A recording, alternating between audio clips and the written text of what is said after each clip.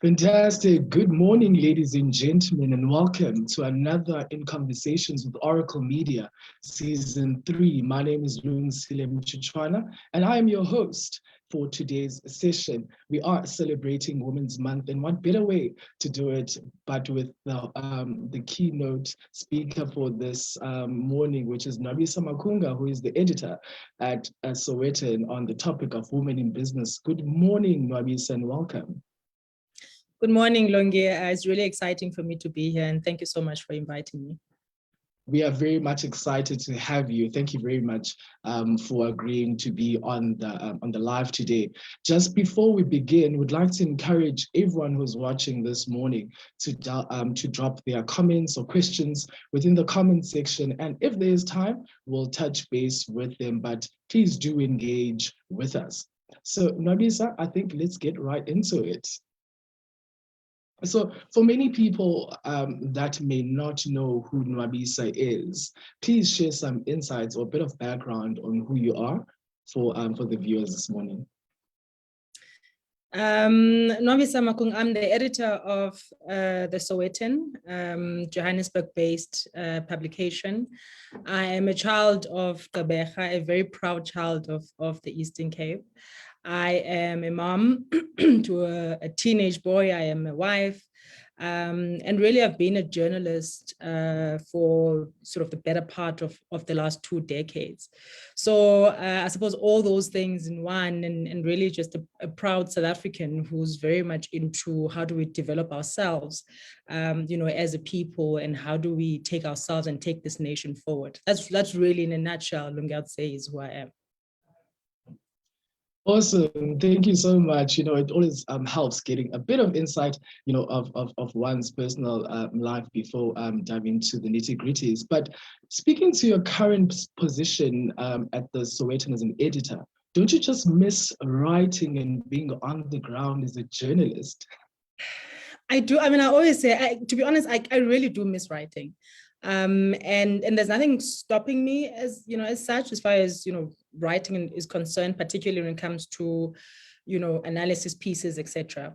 But one really does find the kind of work that I do has become so different to what I used to do when I was a journalist on the field. Now it's really about how do I lead this organization? How do I, chart a way forward? One of my mentors always says, this job is very much a thinking job rather than a doing job.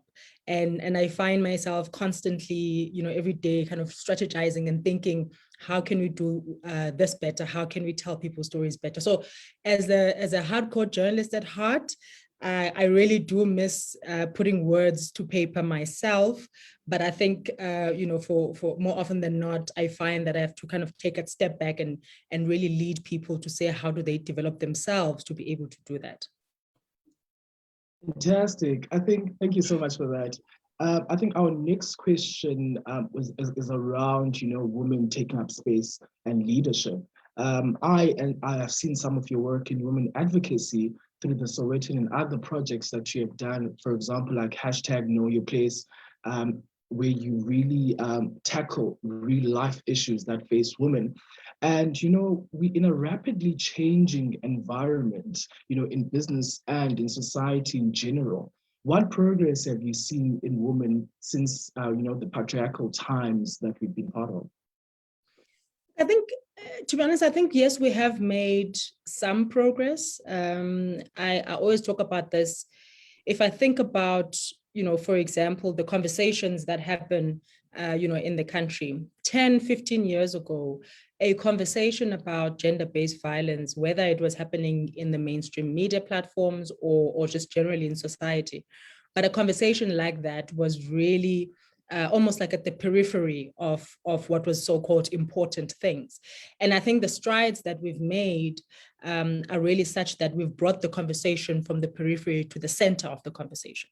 It is now one of the most important things that we talk about, that we focus on as a country. However, so we've made the strides, yes, as far as, getting things that concern women and I suppose society in general to be focused on. But what I think for me, what is remaining is, practically really, what do we do? What results are we seeing? And how do we look at, where we are and count success and say, look, we've come far. Even in women, I suppose, in the business world, yes, we have made some strides, as far as, getting women in certain positions. I mean, I'm the first female editor of the Sowetan, for example. And yes, we've made some strides, but I think we have a very, very long way to go, just as far as, changing not just narratives, but changing policies, changing how we do things, to be able to let everybody in the room, as it were, to know that they actually belong. To be able to allow people to become themselves and, and their better version of themselves. So I think, yes, we have made some strides. We have made some development in many areas, as I say, that concern women. But I think for me, the big thing is really practically living our truth and practically living our reality and experiencing what it is to be free as women and to be empowered. I think that's where we really need to take the conversation next. Awesome, thank you so much. What I'm noticing from your responses, I'm not sure if it's my things, side. and I think it speaks to my next question, mentoring themselves in leadership. Okay, cool. I'm not sure. Can you hear me now properly? I think I can now, yes. Yeah. Fantastic. Awesome. We speak profoundly of women, taking up space and cementing themselves, but what sometimes ends there at the talking stage. But what can be done to ensure that women not only take up space, but get opportunities to lead? We need to be intentional, hey? It's nothing profound and nothing good ever happens by chance, right? And we need to understand, Ukuti, where we find ourselves as a society, whether we're talking, patriarchy, misogyny, etc. Those are all things that were man-made, and they were quite man-made intentionally so. So to reverse those, that culture, to reverse those practices is going to require for us to actually be quite intentional about what it is that we want to do. What do I mean by that? I mean, for me personally, I suppose in the environment that I work, to be intentional about ensuring that young female journalists are trained up. to be intentional about saying we want to be able to allocate budgets here and do things here and move things around to be, to ensure that we allow more women to come into the space. To be intentional about saying the culture we want to build in the environments that we're in, we want it to be a culture where women in particular feel free to speak up, feel free to say, this does not represent me. Feel free to be able to say, I don't really like this, or I have a challenge in this regard and I need some assistance.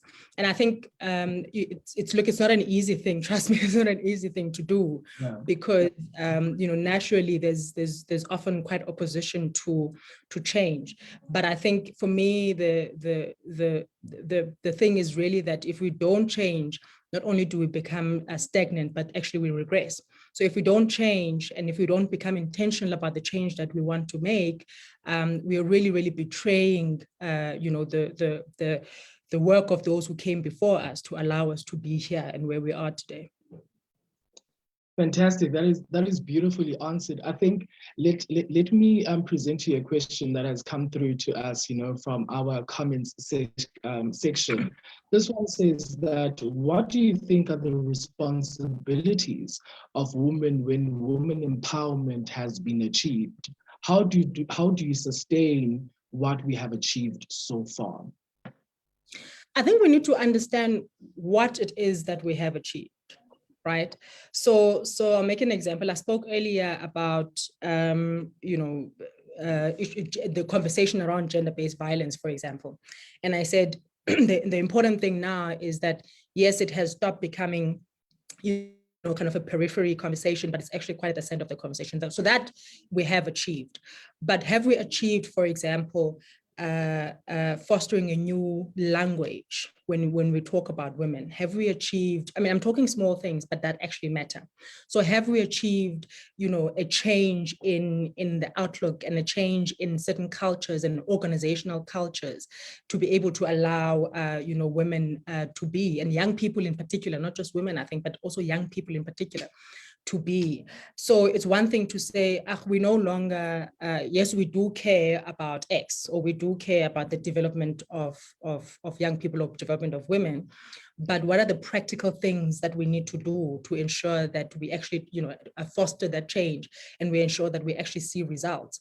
And I think for me, it's possibly a continuous journey that all of us need to be. Are we introspecting? Are we asking ourselves, what are the things that we need to unlearn, as leaders, in business, to be able to say, we are creating, opportunities and organizations of the future, and organizations of the future, not just as far as kind of technology advancement and all of that, but organizations of the future that really embrace, humanity in the way that we envisage it to be in the future. So organizations of the future that are far more inclusive, not just in word, but actually in how we do things and how we become. So do excuse me, I am a bit fluey, and I'm hoping totally fine. It's totally fine. So I think it's yes, we have, as I said earlier, yes, we've made some strides, but I think there's a lot more that we need to be doing. And the question, or the answer rather, pointed to the question was, we need to be able to introspect and see what more are we needing to do to ensure that we actually create these kinds of environments that we want. Fantastic. Thank you so much. Just back to you a bit. We all live by some sort of inspiration, right? Or at least seek the inspiration every now and then. Please share with us a women's empowerment moment that has inspired you. That's actually a difficult question. And I'll be honest, my journey is not one that is exclusively inspired by or empowered by women. Quite far from it, actually. Yes, I think I have had one or two women in my life who have inspired me, whether my bosses or friend. And yes, they've done kind of a phenomenal job in doing that. But I think it's also been a journey of men who were progressive enough to actually not only push me, but to invite me onto the seat of the table and actually to create the kind of environment for me to thrive, on that. And I think the reason why I kind of share that is because perhaps we must never, even though we celebrate ourselves as women, but we must never believe that, our journey, even in our becoming as women, is one that will only be exclusively empowered by women, because that's not necessarily the case. I absolutely embrace the women who have inspired me, but I also embrace the wonderful men who've actually been quite intentional in allowing somebody like myself to reach my own potential.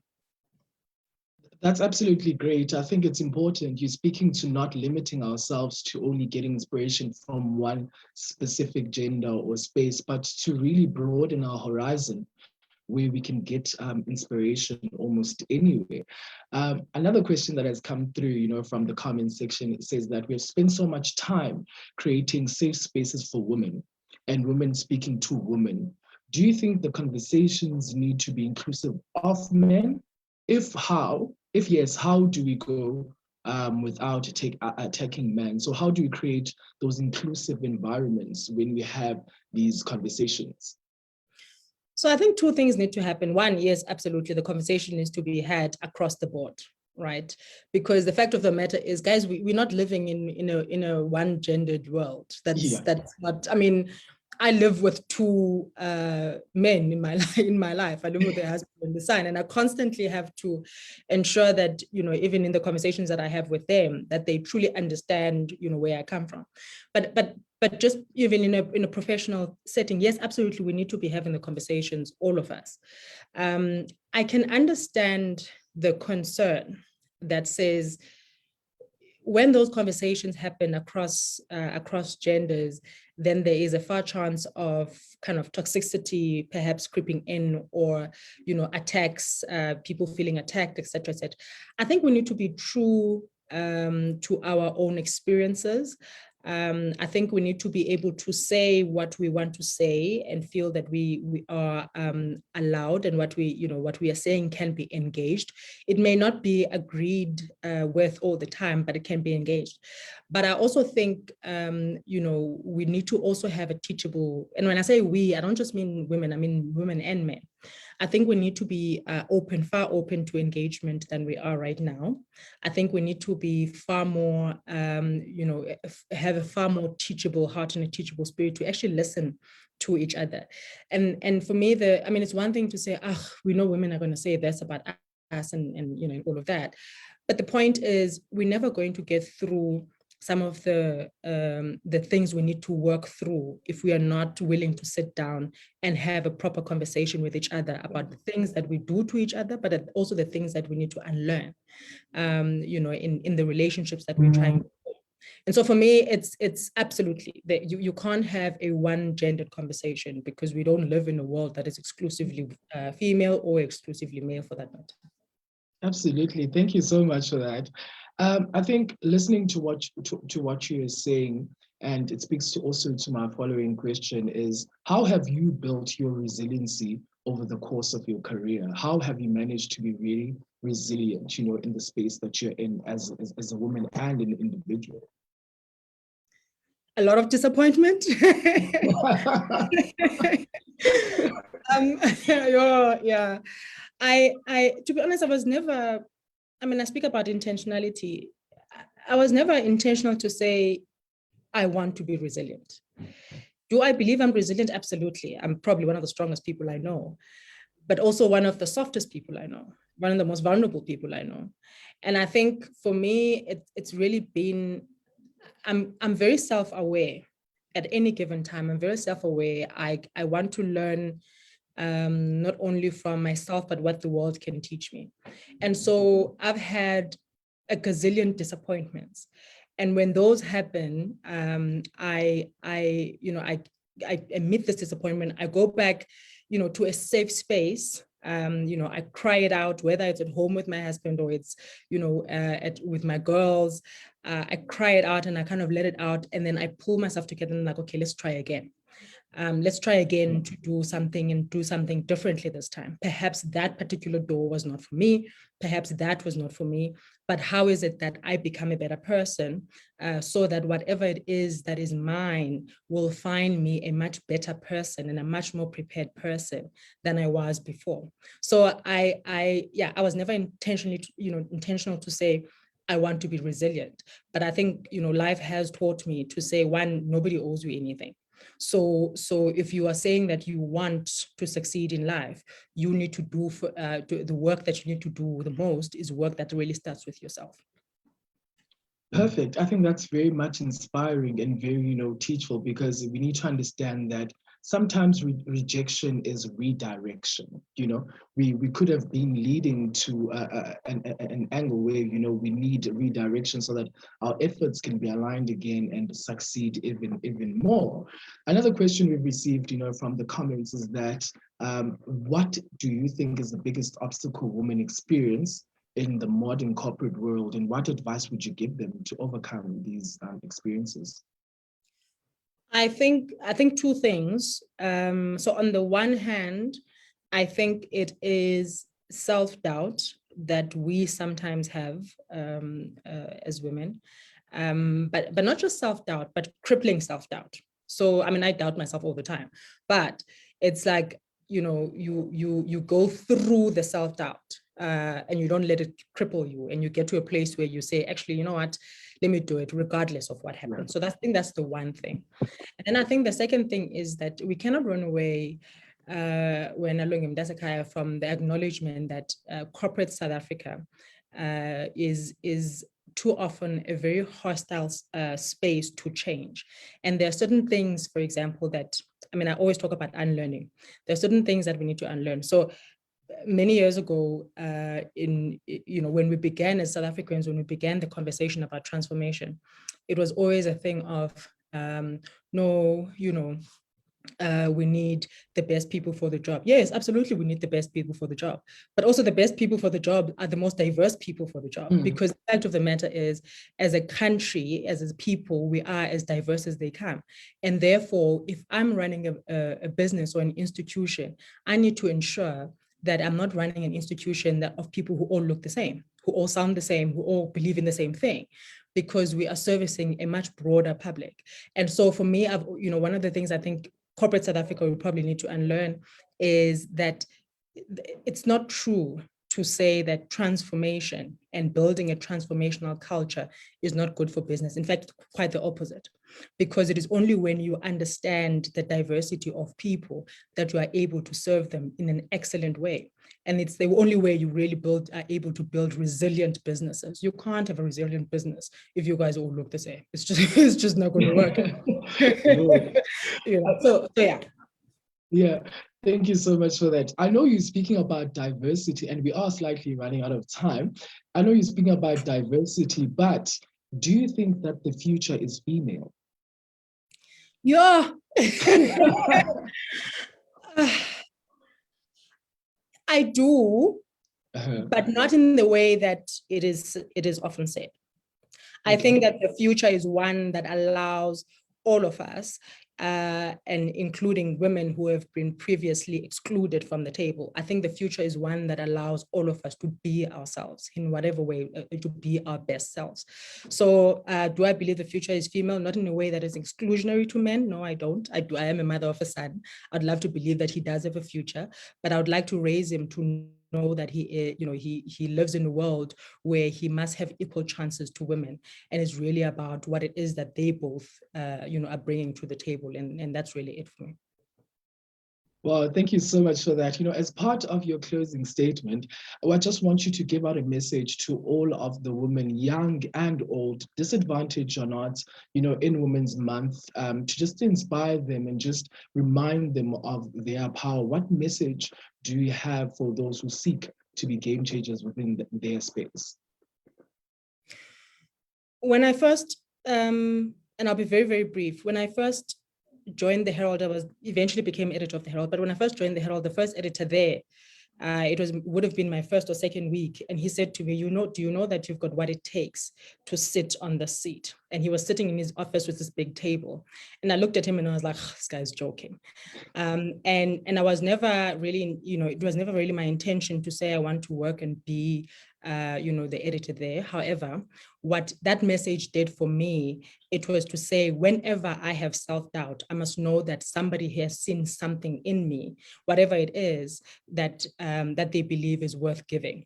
And so for me, that message was very much about give of yourself, honor yourself, show up for yourself consistently, and you will never know, you really never know where you're going to end up, but be faithful to really the dreams that you have as a person. And that's really it for me. Wow, that was very beautiful. I think it also speaks to, we have to fill ourselves up first in order to be able to give out to other people. We can't give on an empty cup at all. So thank you very much, Nwabisa, for that. Time truly flies when you're having fun, and we really hope that the viewers find, your talk inspirational, insightful, informative, and something that they can use as part of their survival guide. Enkosi kakhulu Sisi, we are very grateful for that. To our viewers this morning, thank you very much for dialing in. Please be on the lookout on our social media pages for upcoming conversations that we are going to have. We are going to continue the conversations with another phenomenal woman in business like we had today. Thank you very much for viewing, and thank you very much, Nwabisa, for availing yourself this morning. Have a lovely day, everyone.